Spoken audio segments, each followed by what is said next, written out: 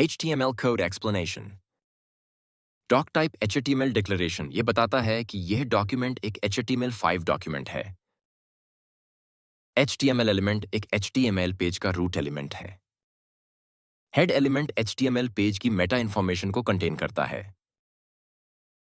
Title element HTML page का title specify करता है, जो ब्राउज़र के टाइटल बार या पेज के टैब में दिखता है।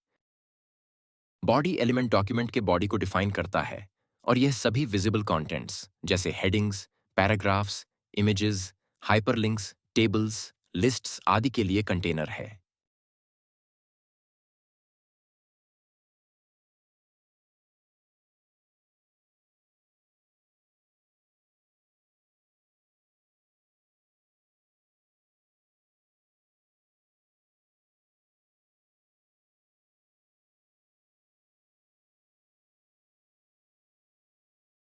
Thanks for watching.